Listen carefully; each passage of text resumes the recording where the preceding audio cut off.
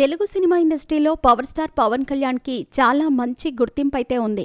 ఆయన ఇప్పటి వరకు చేసిన ప్రతి సినిమాలో ఏదో ఒక వైవిధ్యమైన కథాంశం అయితే ఉంటుంది. దానికి తగ్గట్టుగానే ఆయన సినిమాలను చేస్తూ ముందుకు దూసుకెళ్తూ ఉండటం విశేషం. ఇక ప్రస్తుతం ఆయన హీరోగా చేసిన హరిహర వీరమల్లు సినిమా ఈ నెల 12వ తేదీన థియేటర్లలోకి వస్తోంది. ఇప్పటికే ఈ సినిమాకు సంబంధించిన ప్రమోషన్స్ చేయబడుతున్న సినిమా యూనిట్ మొత్తానికైతే ఈ సినిమాని సక్సెస్ఫుల్గా నిలపాలనే ప్రయత్నం చేస్తున్నట్టుగా తెలుస్తోంది.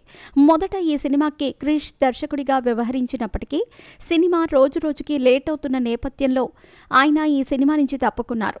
ఇక ప్రొడ్యూసర్ ఏఎం రత్నం కొడుకు అయిన జ్యోతి కృష్ణ ఈ సినిమాకి దర్శకుడిగా మారి బ్యాలెన్స్ షూట్ మొత్తాన్ని కంప్లీట్ చేసి ప్రేక్షకుల ముందుకు తీసుకొస్తున్నారు. మరి ఈ సినిమా ఎలా ఉండబోతోంది, సగటు ప్రేక్షకులను మెప్పిస్తుందా లేదా అనేది ఇప్పుడు కీలకంగా మారింది. ఇక మీదట పవన్ కళ్యాణ్ సినిమాలు చేస్తాడా లేదా అనే విషయం పక్కన పెడితే ప్రస్తుతం సెట్స్ మీద నుంచి ఉంచిన 3 సినిమాలను మాత్రం పూర్తి చేయాలని ఆయన దృఢ సంకల్పంతో ముందుకు సాగుతున్నట్టుగా తెలుస్తోంది. ఇక ఇప్పటికే హరిహర వీరమల్లు మూవీ రిలీజ్కి రెడీ అవుతున్న నేపథ్యంలో ఓజీ సినిమాని సైతం శరవేగంగా పూర్తి చేయాలనే ఉద్దేశంతో ఆయన ఉన్నాడు. ఇక రీసెంట్గా ఈ సినిమా షూటింగ్లో కూడా పాల్గొంటున్నాడు.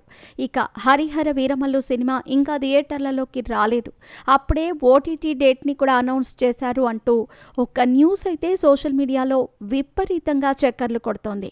అమెజాన్ ప్రైమ్ వాళ్ళు ఈ సినిమా రైట్స్ని భారీ రేంజ్లో డబ్బులిచ్చి కొనుక్కున్న విషయం మనకు తెలిసిందే. ఈ సినిమా జూన్ 12న రిలీజ్ అవుతున్న నేపథ్యంలో ఆగస్టు మొదటి వారంలో కానీ లేదంటే రెండో వారంలో కానీ ఈ సినిమాని ఓటీటీలో స్ట్రీమింగ్కి తీసుకొచ్చే ఆలోచనలో అమెజాన్ ప్రైమ్ వాళ్ళు ఉన్నారట. సినిమా యూనిట్కి కూడా ఈ డేట్ని చెప్పినట్టుగా తెలుస్తోంది. వాళ్ళు కూడా దానికి గ్రీన్ సిగ్నల్ అయితే ఇచ్చారట. చూడాలి మరి హరిహర వీరమల్లు ఎలాంటి ప్రభంజనాన్ని సృష్టిస్తోంది అనేది. మరి పవన్ కళ్యాణ్ మేనియా మరోసారి వర్కౌట్ అవుతుందా లేదా అనేది కూడా చూడాలి.